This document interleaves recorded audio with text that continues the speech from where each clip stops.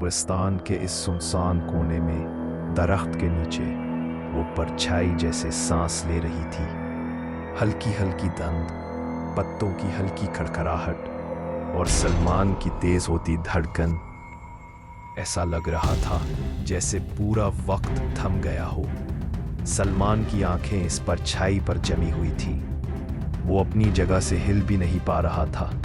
दिल की धड़कन की आवाज इतनी ऊंची हो गई थी कि उसे लग रहा था कब्रिस्तान के सन्नाटे में सिर्फ उसी की धड़कन गूंज रही है। वो साए धीरे धीरे और वाजे होने लगा।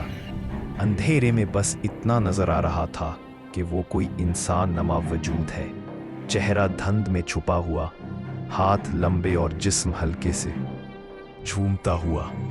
सलमान की जबान खुश्क होने लगी। एक लम्हे के लिए तो उसका दिल किया कि उल्टे कदमों भाग जाए, मगर उसके पांव जैसे जमीन में गड़ गए थे। करीब ही कोई झेंगरों की आवाज आ रही थी जो इस कब्रिस्तान के सन्नाटे में और खौफनाक लग रही थी। सलमान की सांस अटकने लगी। उसने एक बार फिर मोबाइल निकालकर टॉर्च ऑन करने की कोशिश की, मगर स्क्रीन अब भी स्याह थी। ऐसा लग रहा था जैसे पूरा सिग्नल, रोशनी और वक्त इस जगह ने निगल लिया हो। सलमान की आंखों के सामने अब सिर्फ एक ही चीज थी, वो परछाई।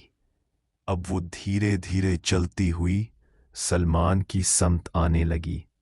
सलमान ने कांपती आवाज में पूछा, कौन है? मगर जवाब में सन्नाटा। फिर अचानक कब्रिस्तान के एक कोने से हवा का एक तेज झोंका आया। झाड़ियां जोर से हिलने लगीं। ऐसा लगा जैसे कब्रों के नीचे से भी कोई हरकत कर रहा हो।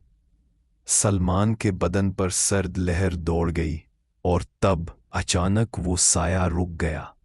अब दोनों के दरमियान सिर्फ एक पुरानी कब्र का फासला था। सलमान की आंखें उस परछाई के साए में उसके कदम देखने लगीं। वो कदम जमीन पर नहीं थे, हवा में तैर रहे थे। ये मंजर इतना नाकाबिल यकीन था कि सलमान की आवाज गले में फंस गई। वो कुछ कहना चाहता था मगर जबान साथ ना दे रही थी। उसी लम्हे कब्रिस्तान के एक और कोने से हल्की हल्की सरगोशियां सुनाई देने लगीं।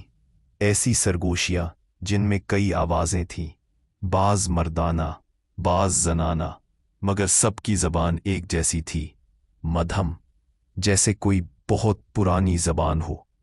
सलमान ने चौंक कर उधर देखा, मगर वहां कुछ भी नजर नहीं आया, बस धुंध और अंधेरा। सलमान ने खुद को सुना। मगर जैसे ही वो पलटा, पीछे से कोई आवाज आई, रुक जा। सलमान का दिल धक से रह गया। ये आवाज इंसानी नहीं थी, बहुत भारी, जैसे कई आवाजें एक साथ बोल रही हों। सलमान ने मुड़कर देखा। अब वो परछाई कब्र के पास झुकी हुई थी और जमीन पर पड़ी हुई मिट्टी को खोद रही थी।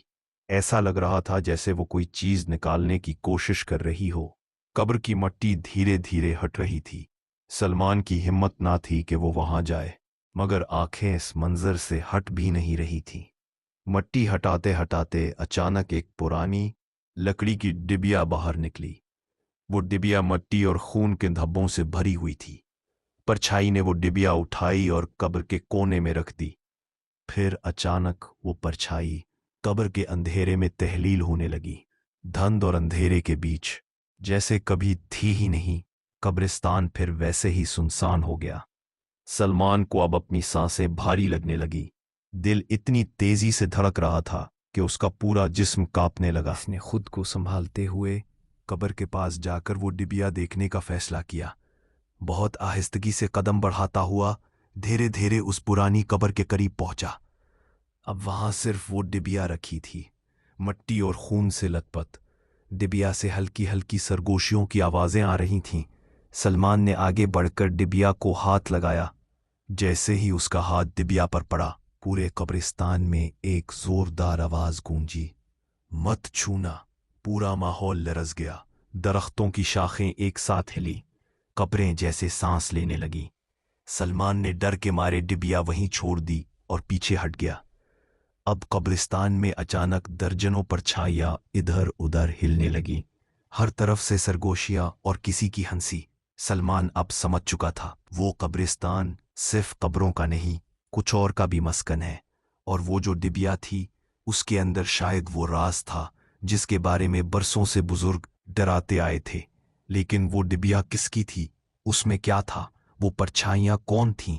और कब्रिस्तान का असल राज क्या है? ये सब जानने के लिए इंतजार कीजिए भूत डायरीज की अगली किस्त का।